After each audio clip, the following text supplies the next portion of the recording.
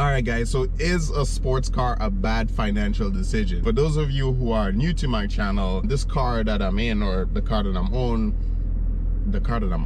this car that I have, that I'm also in right now, is a 2017 Camaro 2SS.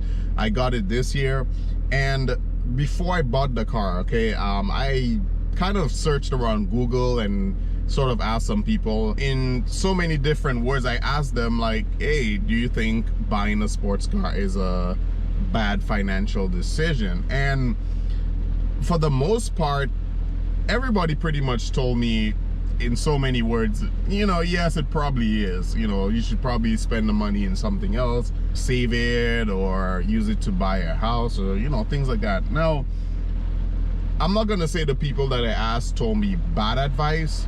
However, after buying this car, or even before I bought this car, okay, I sort of didn't agree, because I had a completely different vision or a completely different opinion about it. That's kind of what I wanted to talk to you guys about in this video. And hopefully I'm trying to have it like a discussion. So at the end of the video, what I would like is for some of you guys to, you know, comment and let me know what you think, you know, about this after everything I say.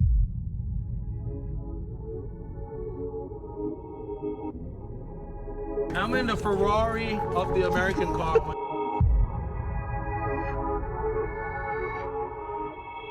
See right here?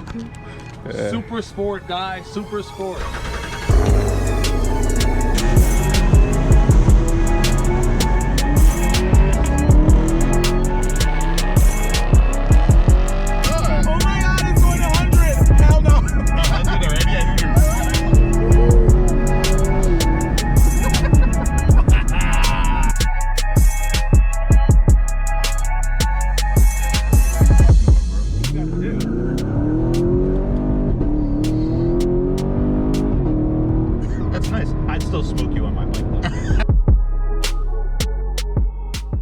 So to answer the question of is a sports car a bad financial decision, I believe you have to look at like a bunch of different factors, all right? Or ask yourself a bunch of different questions. I noted some of them here that I actually asked myself before buying this Camaro SS. So the first one is, what will it be used for?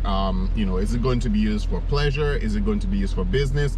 Or is it going to be used for both? The second question I asked myself was, what is my income versus the price of the car, or how much I'm going to be paying for the car monthly? The third question I asked myself was about depreciation. Like, you know, how much is the car going to be worth every year? You know, of course it's going to be going down, but by how much, you know? So these are the different things that I thought of, and I'm going to give you guys my answers on them, what I think, and you know, why in the end I actually ended up buying this Camaro. All right guys, so starting with the first question, which is, what will it be used for, whether it's business or pleasure? Now, for me, if you guys are not new to my channel, you know that this car is for business and pleasure. I am actually using it for both. For pleasure, it's all the wild videos you've seen on my channel, going crazy on the road, but of course it's a green screen, so nothing is real, but still, that's the pleasure side. You know, I want to have fun. This car is like therapy for me. All right, and the business side that I'm using for this car is actually YouTube. I actually have to make another video maybe after this of how much I actually made on YouTube the first month, because you know, it was pretty interesting, that kind of stuff. So I'll make a video telling you guys. I did plan to buy like a second car, like probably like a low-end car, maybe, you know those cars you can get for like maybe 5,000, 3,000. And I did plan to rent this car out on some days. That never happened. I'm still thinking about it. I'm debating hard because I don't know how I feel about someone else just driving my Camaro. But either way, the business and pleasure is what I chose to do with this car. And the thing is, I am actually starting to get a return on that business side for this car. For example, and I'll tell you guys how much I made in another video, but the first month on YouTube, I got some money out of the channel, and while it wasn't a lot of money, and I'm still technically upside down because I did make some other investments to start the YouTube channel, but the point I'm trying to make is, I'm not just paying for the car completely. All right, I'm paying for the car, but I'm also getting something back because I'm investing time, and I'm making the YouTube video. So what this is doing for me is the amount of payments that I have for this car every month. I think of it like, you know, those payments are technically less. Like it depends on where I consider the money is going. Let's say I'm making, I don't know, $300 a month on YouTube, for example, right? I look at it as, hey, okay, that's $300 less that you know, that I'm paying towards this car. I'm not struggling to pay for the car by any means. However, it's making me have a lot of flexibility in my budget, you know, to do other things. So I don't know how far this channel will go, but however, I just want to show you guys that you know, when I asked myself this question, these are the things I considered. This was my plan. And if you are going to buy a sports car, you should probably ask yourself the same thing. You don't have to do YouTube or rent it out. I'm sure there are other things you can do too, but you know, using it for both business and pleasure, I think that was a good idea in my opinion, and it's working out well for me. Moving on to the second question I asked myself was, you know, what is my income versus how much I'm going to be paying for the car? If you look online, there are a lot of videos and blogs and stuff on this, but if you ask somebody online, right, like how much should I pay towards a car and stuff, a lot of them say about like it should be no more than 20% or 30%. I can't remember the exact number, but a lot of people say the same thing. While I don't necessarily say that is bad advice, but I think a lot of people should not, you know, not just go off that, all right? Like, because you could be potentially missing out on a lot of opportunities, all right? It all depends on your situation. Like, what other expenses do you have? Where are you living? How much are you paying for living expenses? You know, all these different things, you have to ask yourself that, because the people online, they don't know your situation, okay? So you can use what people say online as a guide.